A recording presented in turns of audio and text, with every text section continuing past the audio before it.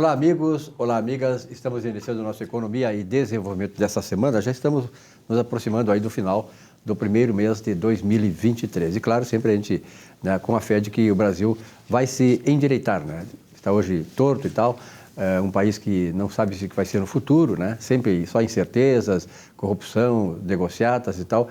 E isso, de certa maneira, nos dá um certo desânimo de repente, apostar que um dia tenhamos esta como uma grande nação. Tem todo o potencial, mas a questão dos feudos, né, que se criaram nesse país ao longo dos anos, desde lá do descobrimento, nós temos sido roubados, essa é a verdade, sido roubados por essa elite política, empresarial, intelectual, que não deixam o país, né, se sobressair do mar e atingir a atmosfera, atingir o alto, né? Quer dizer, o grande país, a grande nação de que sempre nós sonhamos lá atrás, né? Quando éramos jovens, quando éramos crianças e tal, nossos pais diziam, esse país vai ser ainda uma grande nação. Enfim, vamos apostar que um dia isso realmente aconteça. Bom, no programa de hoje nós vamos começar com o espaço conversando sobre contabilidade.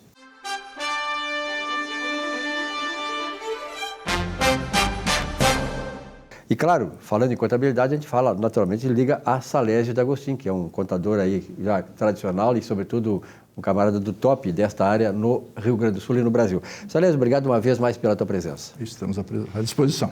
Entre as coisas que aconteceram já nesse mês, né, coisas tão trágicas, né, que a gente gostaria que não houvesse acontecido, está, por exemplo, o rombo de 20 bilhões, que é o mínimo que se pode dizer atualmente, das lojas americanas. O que isso representa? Por que isso acontece? Quem são os responsáveis por isso, Salésio? Aliás, é uma pergunta que tem aqui, a pergunta do Luciano Melo, aí de São Paulo. Obrigado, Luciano, pela presença. Muito bem. Silvio, desde quando a contabilidade se estruturou, em 1494, quando o patrimônio ele é constituído, e para se constituir este patrimônio, tu tens que justificar como tu conseguiu tudo aquilo que tu tens, não é isso? O caso das lojas americanas é um fato inusitado, que não existe precedente na história do mundo.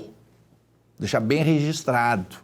Não existe precedente no mundo não termos registro de 20 bilhões de reais. Isso representa... isso não é rombo, porque se não há registro, nós não podemos caracterizar isso como um rombo. Isso é uma mágica. 20 bilhões são 4 bilhões de dólares. Não tem na história mundial, não existe isso. Mas podemos analisar este fato sobre 4 aspectos administrativos, Silvio. Um presidente de uma companhia aberta que tem responsabilidade social com seus acionistas, tu achas que ele poderia vir a público e registrar este fato, sem primeiro medir consequências? Essa é a primeira coisa que nós temos que questionar. Um presidente de uma instituição que tem as suas ações na bolsa tem que saber medir as consequências dos atos que ele pratica. Primeiro. Segundo, o fato revelado está tipificado no Código de Processo, está tipificado na lei.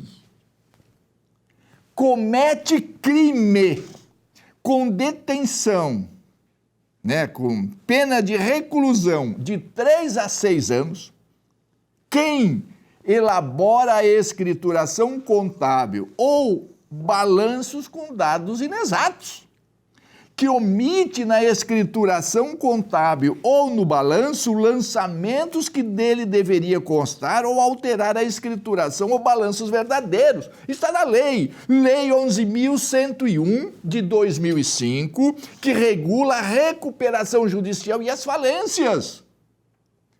Ele cometeu, se isso é verdade, que eu não acredito,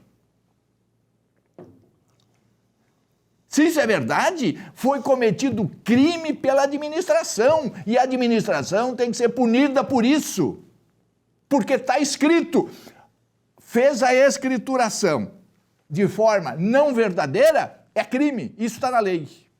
Então vejam só, administrativamente, o presidente que fez cometeu algo que não deveria cometer, do ponto de vista legal, cometeu crime, do ponto de vista técnico, não é possível isso acontecer, porque crédito corresponde ao registro que identifica quem nos forneceu coisas.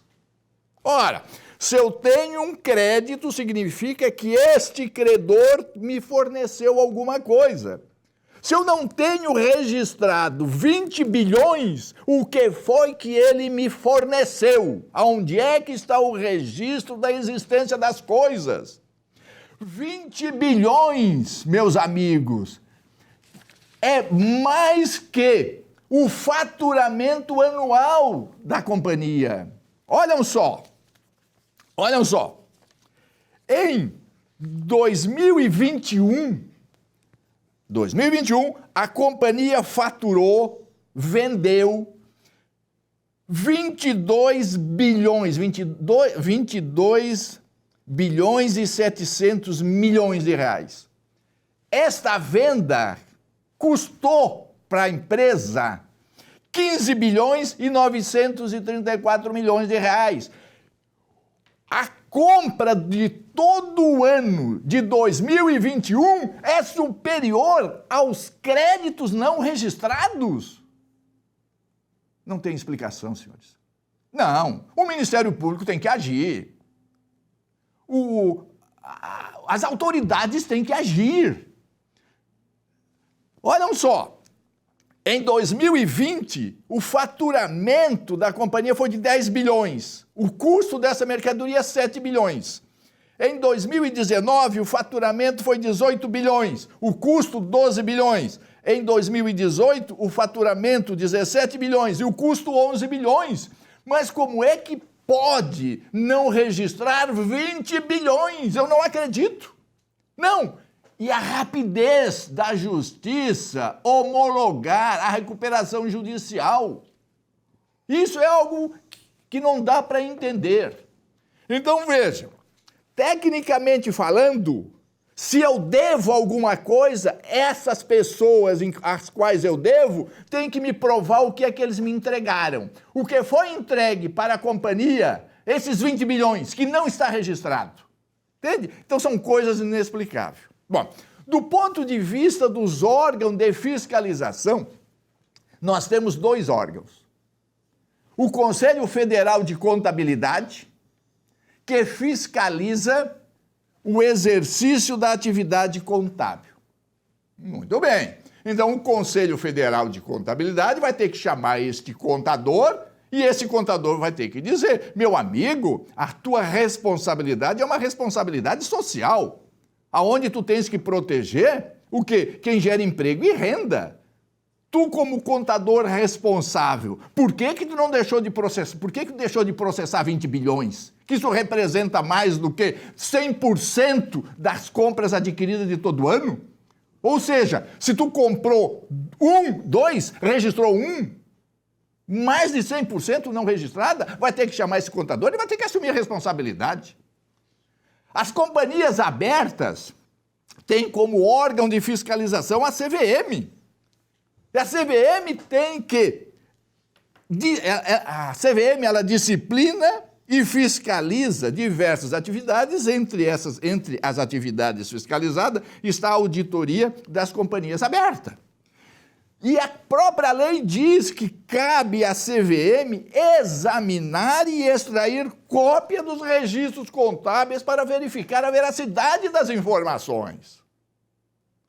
Silvio, a CVM é um órgão, com todo respeito. Só para lembrar, quem não sabe, CVM é Comissão de Valores Mobiliários.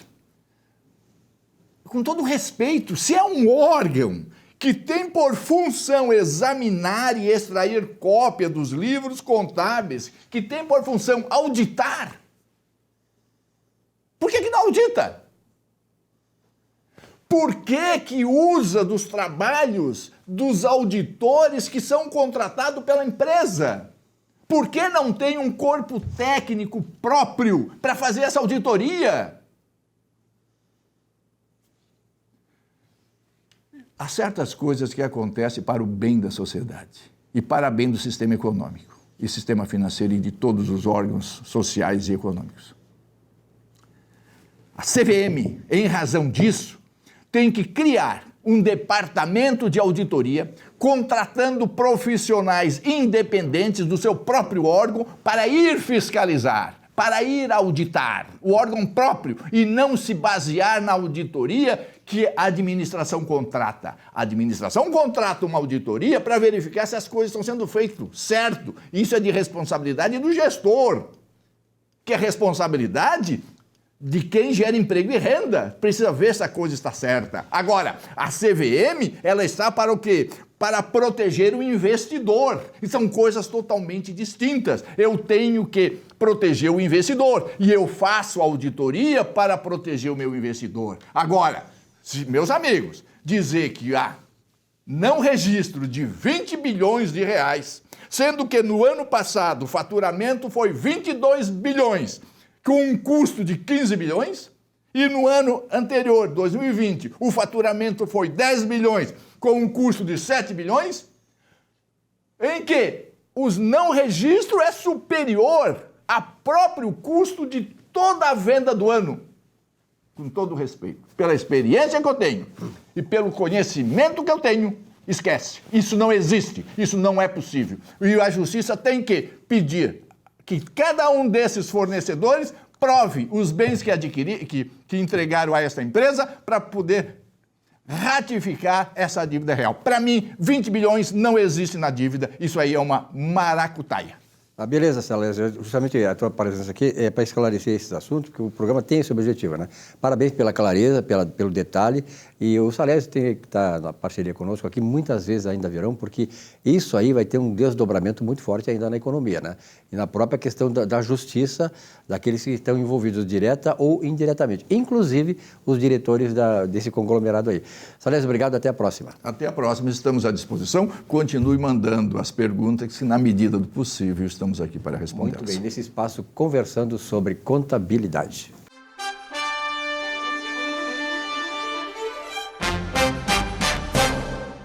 Olá, que país é este?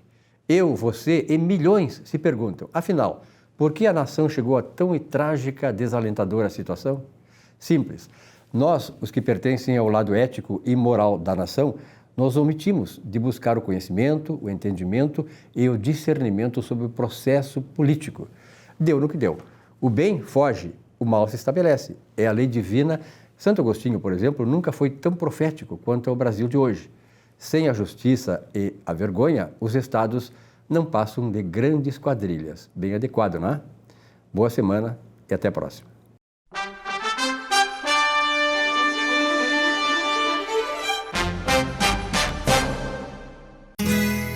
Ser gaúcho é preservar as tradições, é valorizar a educação e acreditar que um futuro melhor nasce nas páginas de um livro.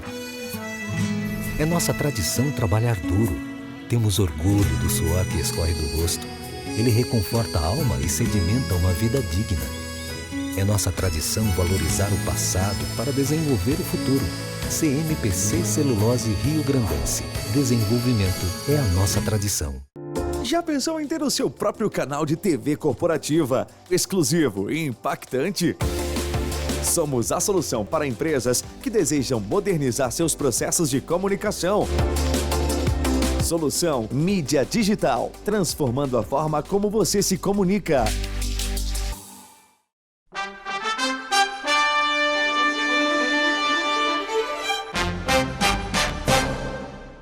Olá, meus amigos e amigas. Hoje, Dica de Direito, eu gostaria de falar para você sobre direito previdenciário, mais especificamente sobre o tema da reabilitação. O que vem a ser o tema da reabilitação? Reabilitação é um procedimento interno do INSS utilizado para realocar o segurado que teve um acidente, que teve uma doença, que o prejudicou na atividade, no desempenho e exercício da sua atividade originária.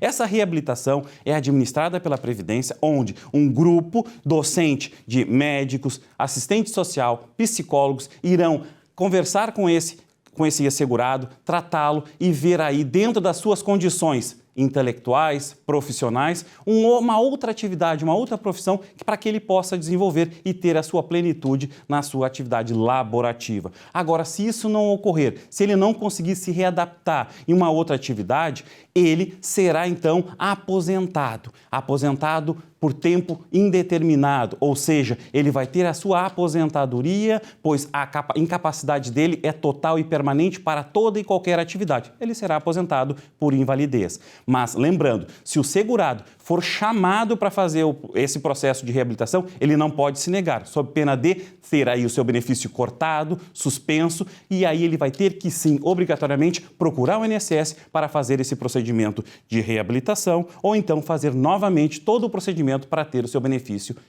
concedido. Essa é a dica de hoje. Meus amigos e minhas amigas, dentro do programa Economia e Desenvolvimento, eu, Laércio Tadeu, presidente do Sindareia, tenho a honra de poder apresentar agora o nosso programa sobre o segmento. Tenho participado bastante vezes do programa, mas hoje eu tenho um especial a seguir que será mostrar tanto imagens como depoimento dos meus associados. É com muito orgulho que eu tenho apresentar esse programa que vem a seguir e vamos ver como funciona a nossa mineração, histórias da mineração. E aí vamos ter ideia de como a gente trabalha por esse Rio Grande e como a mineração é importante para a economia rio-grandense. A Esmarja faz 30 anos esse ano, um histórico muito bonito, da onde uma empresa de mineração dificilmente ela tem uma história tão longa dentro do trajeto usando bem mineral, que é a areia, o segundo maior bem consumido no mundo. Dentro disso, a Esmarja foi, na composição dela desses 30 anos, ela foi fundada por pequenos mineradores dentro da região do Rio Jacuí, que num primeiro momento era associação e por forma de lei acabou se tornando sociedade. A situação da Esmarja hoje dentro do trecho é uma situação de criação, ela participa de todos os meios hoje sociais dentro das comunidades e dentro disso também fazendo participação conjuntamente ao Sindareia, que hoje é liderança dentro do mercado na composição do consumo sustentável dentro da areia do Rio Jacuí. A areia é um mineral indispensável na construção civil. Sem areia não se faz uma obra qualquer na construção civil. É o segundo bem mineral mais consumido no mundo, ele só perde para a água e juntamente com o seu parceiro, a brita, que é outro agregado da construção civil, representa quase 70% da produção mundial. E aqui na Esmarja nós operamos da seguinte forma, né? Nós temos as áreas de extração, temos escritórios flutuantes, são verdadeiras casas que os funcionários ficam 24 horas por dia com todo o equipamento disponível. E a partir desse escritório flutuante, eles têm lanchas voadeiras e outros equipamentos para monitorar a extração. A extração propriamente dita é feita em leito submerso de rio, né, com o uso do equipamento de dragas autopropulsáveis. É um equipamento bem ágil, que com o equipamento só possibilita a extração, o carregamento, o transporte e o descarregamento. Então essa draga, com uma draga só, o equipamento só, você faz todas as etapas da mineração, sendo que o transporte ele varia de 30 a 100 quilômetros de distância, né, da região de extração. E na sequência nós temos toda uma atividade de controle de monitoramento da mineração. O primeiro controle é feito com um sistema de rastreamento via satélite online, que é obrigatório, no entanto, ele foi uma demanda do setor privado, lá na década de 2004, exatamente para melhorar a imagem do setor produtivo. Esse rastreamento possibilita que as dragas minerem estritamente dentro da cerca eletrônica delimitada pela FEPAM no processo licenciatório, saindo 1 metro fora do local licenciado a um corte remoto da bomba de sucção e ela paralisa suas atividades e, ao mesmo tempo, encaminha uma mensagem automática para a FEPAM.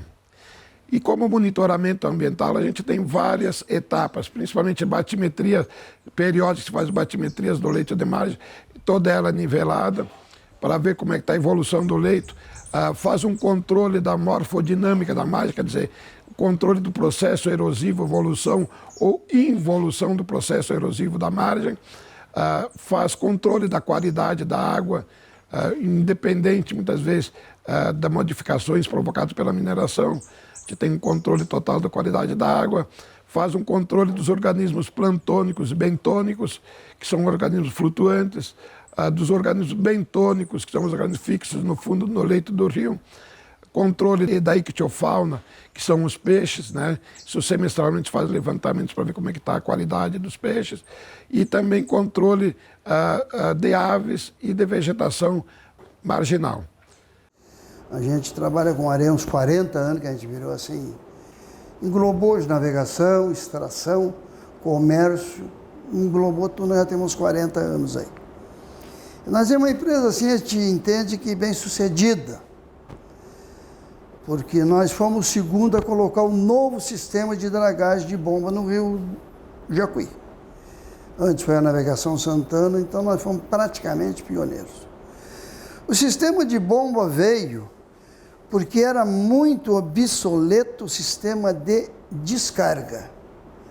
Usava-se uns guindastes, era muito moroso o sistema, os operadores, era muito difícil na época, era uma profissão muito requintada, os operadores do guindaste. Então, de noite era complicado, mexer com a caçamba dentro dos porões era mais complicado ainda, porque não enxergava, tinha uma pessoa fazendo ali o rechego, né? Então, como as áreas foram ficando mais difíceis para a draga de Rosário, não tinha mais barranco, que tinha uns barrancos que tinha que cair em cima das caçambas. Porque a caçamba, a lança da draga, 1 metro, 1,5 metros assim.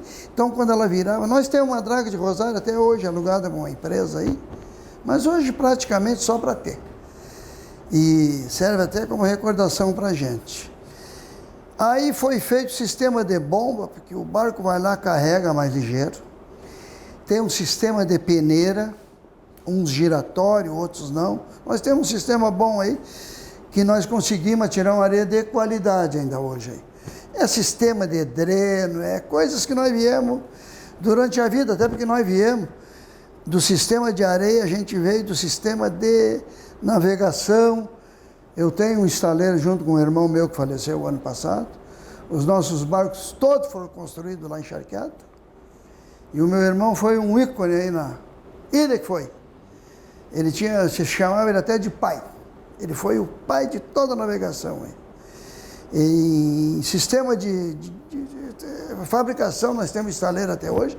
Fabricação em charqueadas. Ali eram fabricados os barcos, reformados, aumentados, barcos alterados. Hoje, por exemplo, nossos barcos, a capitania só despacha. Pegou uma tonelagem grande, são barcos de mais de 1.000 toneladas, né? Então tem que se contratar uma empresa uma classificadora, porque a capitania vai até uma certa 500 toneladas, parece 400, 500. Depois eles não têm mais corpo para vistoriar essa embarcação grande. Aí vem mais do que um engenheiro para ver máquina, vem um de navegação, vem um de náutica, vem um de segurança. Mas para nós foi até bom, sistema de exigir mais na construção dos barcos. Esses nossos barcos, por exemplo, antigamente os barcos tinham o fundo, as caixas de porão, arrombava e o fundo. Hoje não. Hoje de 3 em 4, 5 metros, depende das embarcações, aquele flutuante é vedado, se arrombar ali a água fica presa só ali. Não chega nem a adornar alguma draga aí. Então se evitou muito, tanto é que foi um tempo medonho, nem se tem notícia de barco de bomba e o fundo aí. Apesar de não ser todos com essa técnica aí. Isso é a classificadora que pede. Para segurança. Dali surgiu os barcos de bomba, porque o barco vai lá e carrega, descarrega. Eu, por exemplo, vou para casa de tarde, o barco chega de noite, descarrega de manhã, quando eu chego ele não está mais aí, já foi. Mas com essas vantagens trouxe desvantagem. São 2 motores virando, 3 às vezes. O motor da draga que toca a draga chega lá, não apaga. Até eu estava conversando com um tripulante meu anteontem ali, disse, olha, seu Valdo, esse motor dessa draga aqui, eu me lembro que ele esfriou 2 horas só esse mês aí. Não deu tempo de esfriar o motor. Esse que eu acabei de trocar aí agora. Então, é 2 Scania hoje comendo óleo, isso foi para cima do preço da areia. Hoje a areia a gente entende como cara e se ganha menos, bem menos. O barco de bomba, por ser mais complicado, o sistema de navegação, por virar mais horas, já pede mais um tripulante ou 2 às vezes. Isso veio tudo para cima da mesma draga. Aí você ganha mais, que o barco vira mais, chega de fim de mês, você faz uma conta, será que vale a pena? Era tão bom antigamente, né?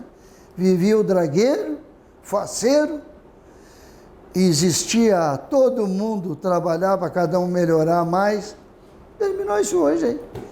Nós ainda temos sobrevivendo aí por qualidade de material, horário que se atende e tratamento aí, que a gente recebe bem o pessoal, e pessoal antigo. A gente tem uma boa garantia de estoque. Hoje o cara que vem comprar areia aqui, antigamente você botava um barquinho, o cara trabalhava, hoje não. A gente funciona com empresas grandes aí. Eles querem saber se o senhor tem o direito de mineração. De vez em quando pedem a nota da procedência da areia. É uma licença da FEPAM. Para quem extrair lá tem que dar uma nota de onde está saindo aquele material. Aí nós temos que dar para eles, porque eles vão fazer uma obra pública, né? Eles querem uma areia desse jeito. Então isso aí veio tudo a calhar, veio tudo. Hoje nós temos o sistema todo. A gente não dá para se queixar disso aí. Não exige muito estudo, teu cara não pode ser bobo nisso aqui. Tem que trabalhar. E eu acho 2 coisas na vida. O cara nasce vagabundo, nasce trabalhador. Nós nascemos trabalhador. Lá no início eram bem mais dificuldades na nossa produção, na nossa operação. Hoje o processo está mais sistematizado, está mais automatizado também. Certo? Consegue-se produzir numa situação melhor. Um sistema em relação à produção, ao mercado, tem um ponto, um aspecto bem positivo. Hoje temos uma demanda maior, hoje o nosso mercado tem um consumo, né, em obras, em investimentos de infraestrutura que exige mais produção dentro do segmento. Estamos numa melhora, tá? Já tivemos momentos melhores em outras situações de obras aí da época da Copa, de investimentos mais fortes, mas ele já recuperou. A pandemia teve uma grande parada, mas já recuperou uma boa parte, né, no volume de consumo. Tá? Acho que temos que ser otimistas com todas as dificuldades, com todas as mudanças que temos no segmento. Temos que ser otimistas, temos que acreditar que vai recuperar mais ainda, vai melhorar mais e isso aí. Com a experiência de hoje, seria muito mais fácil eu recomeçar. Tá? Eu voltaria, porque eu tenho uma paixão por isso que eu faço, pelos meios ali, as embarcações, né, por toda aquela essência de vida que a gente já passou.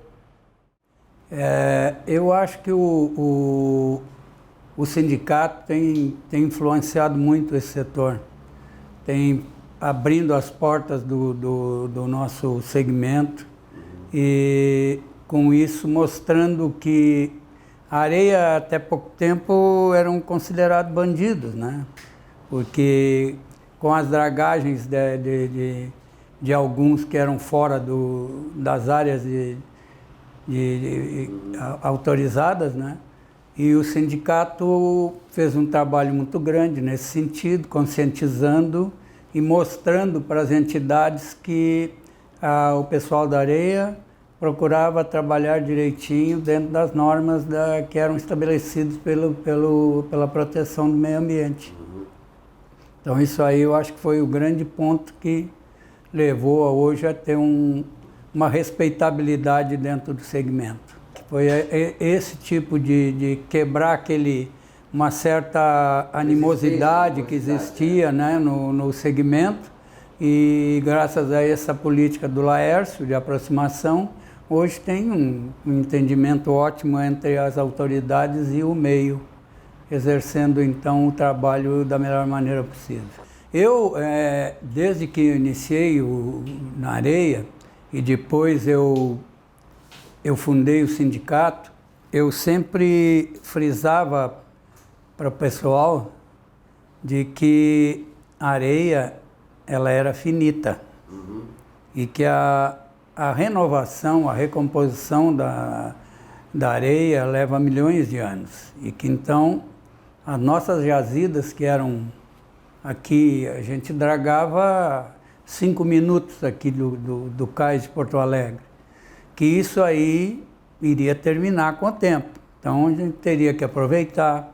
Havia uma certa concorrência assim, muito desleal e o pessoal brigava muito por preços e eu sempre tentei colocar na cabeça das pessoas que tínhamos que trabalhar dentro de um meio em que não considerasse o seu colega como um adversário, e sim como um que trilha no mesmo espaço, no mesmo caminho, e procurar ter melhores preços para poder superar, porque ela vai terminar um dia. Isso eu sempre frisei.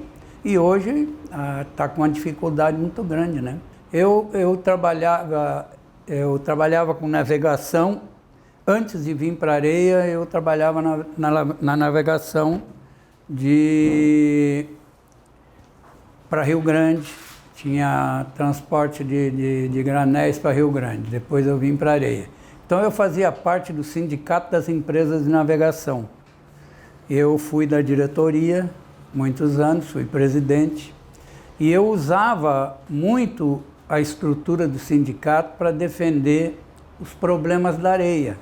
Então eu falava para os colegas, na época, nós temos que formar uma entidade nossa, para não depender do sindicato. Eu tinha carta branca, tinha até uma ala que era reservado ao problema da navegação de areia, em que tinha liberdade. Mas não era o caso, né? Nós precisávamos ter. Aí eu tinha um funcionário, ex-funcionário do sindicato, o Irã, que era um cara que conhecia tudo de sindicato, ele trabalhou em vários sindicatos. Aí ele saiu do sindicato, foi dispensado do sindicato, colocaram uma outra pessoa, mudaram a estrutura.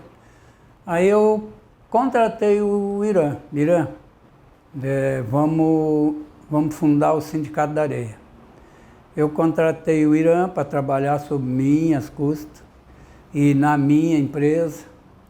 Eu usei então o Irã e nós começamos a ver tudo o que tem que fazer para nós fundarmos um sindicato.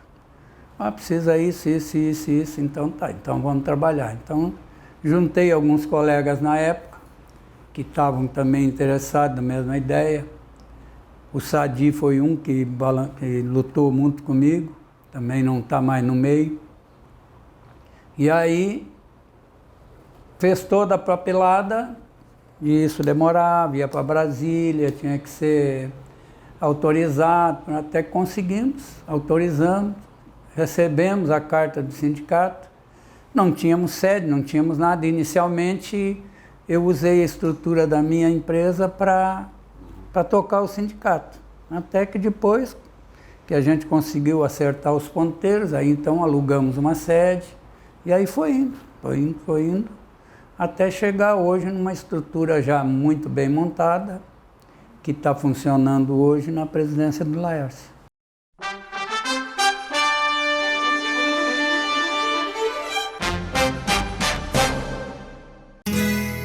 Ser gaúcho é preservar as tradições, É valorizar a educação e acreditar que um futuro melhor nasce nas páginas de um livro. É nossa tradição trabalhar duro. Temos orgulho do suor que escorre do rosto. Ele reconforta a alma e sedimenta uma vida digna. É nossa tradição valorizar o passado para desenvolver o futuro. CMPC Celulose Rio Grandense. Desenvolvimento é a nossa tradição. Já pensou em ter o seu próprio canal de TV corporativa, exclusivo e impactante? Somos a solução para empresas que desejam modernizar seus processos de comunicação. Solução Mídia Digital, transformando a forma como você se comunica.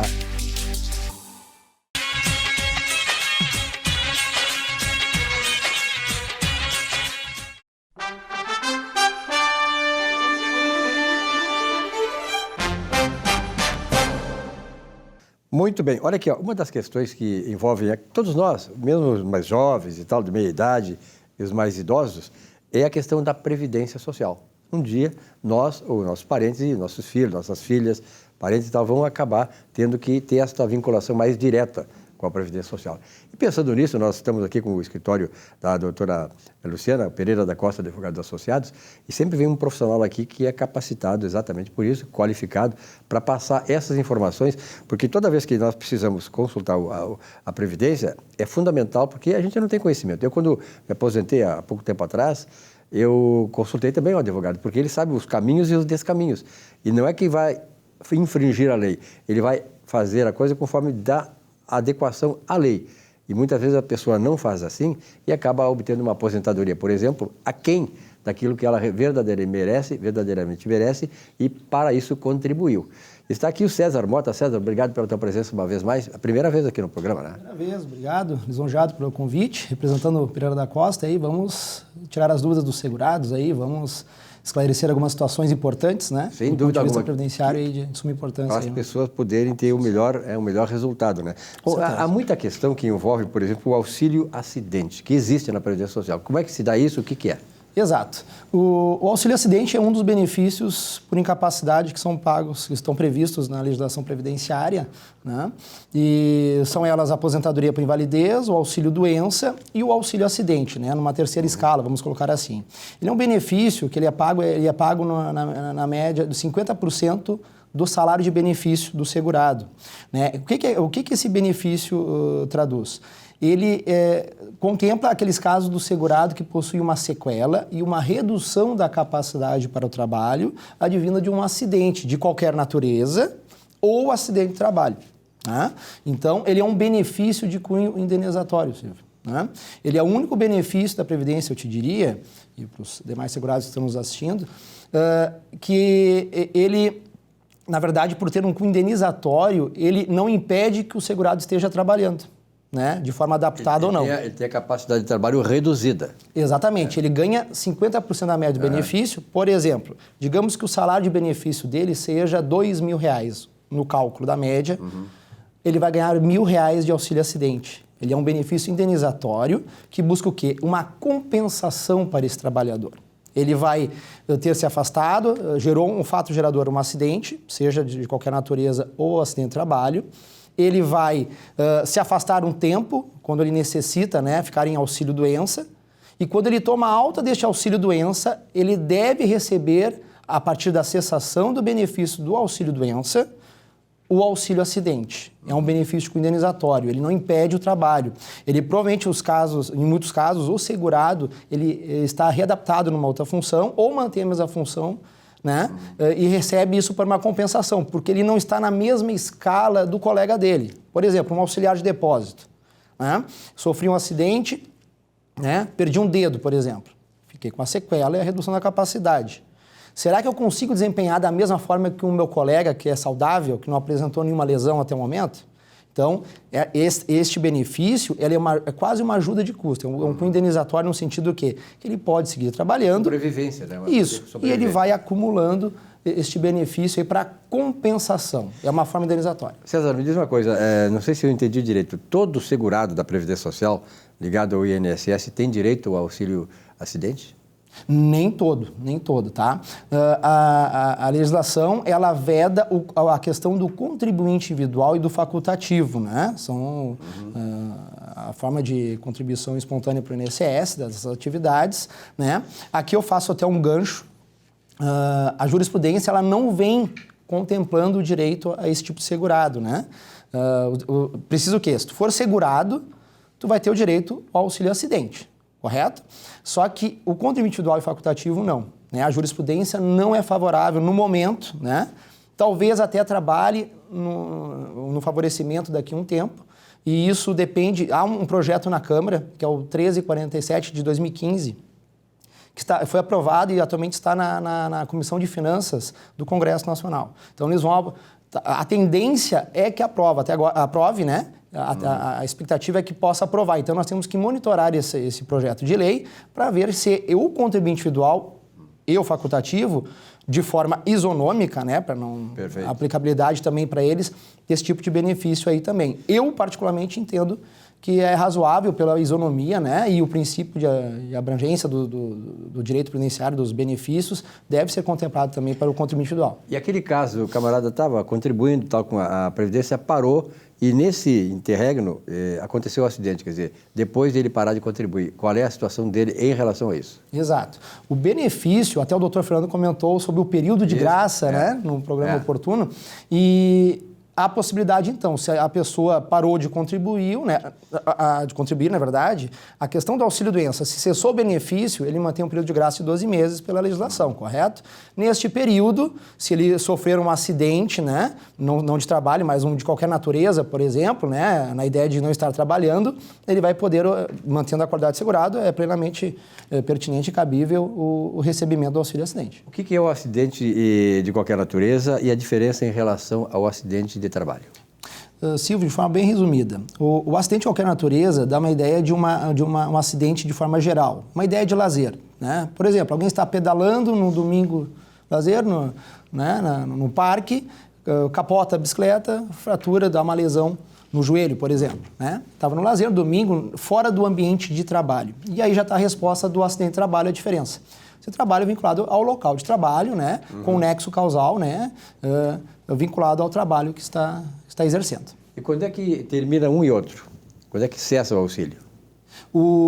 As possibilidades de auxílio, no caso de morte, né? São duas hipóteses, na verdade. Um é na hipótese da morte do segurado e a outra é na hipótese de obter a aposentadoria por tempo de contribuição especial por idade, né? E da própria invalidez. Ela incorpora, inclusive, no período básico de cálculo, os valores percebidos de auxílio-acidente, se benéficos, né? Eles incorporam no cálculo da futura aposentadoria, tá? Então, só faço um adendo e um gancho aqui, uma observação, é que há um direito adquirido, uma legislação em 97, né? Em 1997 veio uma legislação que autorizava o recebimento em conjunto do auxílio-acidente com a aposentadoria. Perfeito. Ou seja, se ambas são concedidas anteriores a esta lei, né? Então pode permanecer. Tem pessoas seguradas que recebem atualmente os dois em conjunto. Se posterior a essa lei 97, tem que fazer a opção pela mais vantajosa. Perfeito. Eu acho que, de certa maneira, esclarecemos muitos pontos, né, que poderiam estar em dúvida para você que está nesse processo, ou então vai um dia entrar, né, para ter esse esclarecimento. Mas eu sempre digo o seguinte, consulte um advogado especializado na área da Previdência, que são muitas leis e tal, e você fazendo isso, ele vai indicar o melhor caminho dentro da legislação, aquilo que mais você puder tirar de benefício justificado, né, César? Perfeito, Silvio. A gente hoje tem um termo muito em evidência na Previdência, que é o planejamento previdenciário, né? Hoje é fundamental. Todo especialista de área, né, de gabarito na área previdenciária precisa fazer indica o planejamento para o segurado. César, então, obrigado pela tua fica presença. A dica. Obrigado pela tua presença, é importante aí essas dúvidas que são esclarecidas e certamente se tiver mais dúvidas aí nos próximos programas a gente vai encaminhar. Você que está tendo dúvidas sobre alguma coisa, né, remeta para nós aqui essa sua dúvida que será esclarecida. Obrigado, César, um grande abraço. Um rápido intervalo, já voltamos com o nosso Economia e Desenvolvimento. Até já.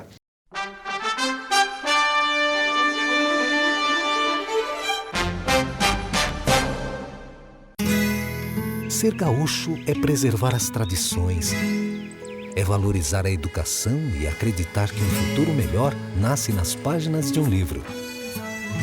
É nossa tradição trabalhar duro. Temos orgulho do suor que escorre do rosto. Ele reconforta a alma e sedimenta uma vida digna. É nossa tradição valorizar o passado para desenvolver o futuro. CMPC Celulose Rio Grandense. Desenvolvimento é a nossa tradição.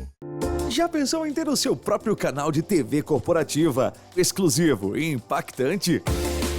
Somos a solução para empresas que desejam modernizar seus processos de comunicação. Solução Mídia Digital, transformando a forma como você se comunica.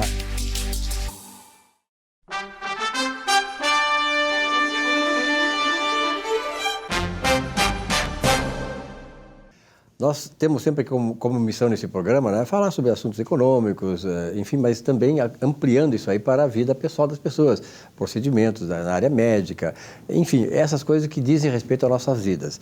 Estou aqui com o Dr. Silvio de novo, graças a Deus, obrigado pelo bom ano, né, que eu acho o primeiro programa depois de virada do ano. Depois da virada do ano, exatamente. Eu quero também cumprimentar vocês pela iniciativa. É importante esse contato que está fazendo aí. Para poder esclarecer as pessoas. É muito bom ter esses parceiros aqui, né, a partir da Overgur Produções, aí do Lucas, e todos os nossos convidados, aqueles que já participam aqui, são fixos no nosso programa e que fazem, engrandecem e dão valor a tudo aquilo que nós fazemos já há 23 anos. Vamos entrar agora no 23º ano do programa, que começou lá atrás, nos anos 2000, com o nome de Contraponto. Então, hoje ele se consolidou no mercado, né? Temos aí uma situação interessante e, sobretudo, pelo conteúdo que é passado aqui através dos nossos convidados, aqueles fixos ou não fixos, como é o caso do Dr. Silvio. Doutor, nós estamos no verão, né? Isso aí exige muitos cuidados, sol, alimentação, procedimentos dermatológicos, enfim. Que cuidados, resumidamente, teremos que ter? A época de verão é bem importante isso, né? Porque eu tenho recebido muitos questionamentos, muita gente que quer, muitas vezes, tratar a pele. Minha pele está feia, agora eu estava na praia, voltei, a pele está mais seca, está mais manchada, várias alterações. E tem diversos tipos de tratamento. Normalmente, o tratamento que mais se indica, ou que se orienta, é um peeling, né? Aqueles que não sabem, muita gente talvez nem sabe o que é um peeling. Peeling é um termo, né, que significa descamar, pelar, sair uma camadinha de pele. É comum quando se volta da praia, né? Tá aquele bronzeado bonito, daqui a pouco começa a descamar, começa a soltar a pele e aí vai voltando aquela corzinha que está embaixo. Quando se faz um procedimento nesse sentido, a gente estimula essa descamação mais rápida, consequentemente liberando as células mais envelhecidas e aquelas mais da superfície para que fique sobressaindo as células mais novas. Então a pele fica mais jovem, mais rejuvenescida, que é aquela pele mais interna, né? Liberando aquela casca. E dentre os tratamentos, na realidade, no verão, aqui a gente considera verão, se vai para o Nordeste é praticamente sempre verão, né? Mas os cuidados são os tipos de tratamento. Principalmente porque se a gente faz uma estimulação muito agressiva, a gente pode acabar prejudicando, manchando essa pele. Mas, no entanto, eu sempre saliento o seguinte, a pessoa tem que aprender a cuidar da sua pele. Melhor maneira, hidratação. É o principal. Todos têm que fazer hidratação. Esteja fazendo um tratamento, esteja fazendo uma limpeza de pele que seja, mas a hidratação é importante. Outro fator importante é o filtro solar.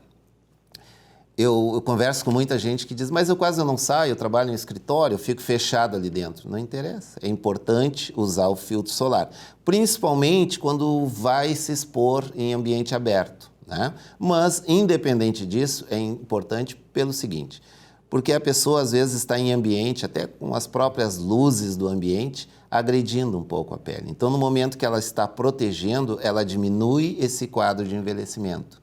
Então, diminui o surgimento da mancha, da ruga, tá? Automaticamente. Esse já é um cuidado, tá? Que é o care que o pessoal fala. E depois vem todos os tratamentos que se pode fazer em clínica, em estética, né? Tanto como limpeza de pele, como uma hidratação dessa pele, ou até mesmo, que nem eu estava falando, os peelings, que vai desde peelings mais superficiais, que remove uma camadinha bem leve, deixando essa pele com mais viço, mais hidratada, até peelings mais profundos, que vão remover rugas, marcas mais intensas, manchas e, inclusive, peelings que estimulam esticar mais essa pele. Ou seja, aquela pele que já estava mais frouxa, né, mais sem viço, sem elasticidade, ela acaba readquirindo através de aplicação do dito peeling, que é um tratamento. O peeling, por exemplo, que é uma coisa que o peeling é muito mais, digamos assim, popularizado e tal, né?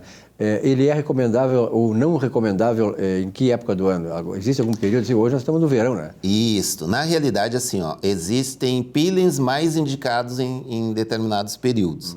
Eu, geralmente, após o verão, aí a pessoa vem e geralmente não vai ficar se expondo ao sol. Então, aí eu indico peelings mais intensos, digamos assim, para conseguir uns resultados mais fortes, mais evidentes. Nesse período de verão, onde a pessoa está indo, não, eu vou à praia de vez em quando, eu vou para a piscina, eu fico no sol, aí tem alguns cuidados mais superficiais, mais leves. A gente não faz uma agressão intensa para evitar que essa pele atinja uma irritação a ponto de causar uma mancha ou causar uma outra alteração. Então, são cuidados que são avaliados de acordo com o tipo de pele, de acordo com a idade, de acordo com várias alterações que podem estar ocorrendo naquela pele.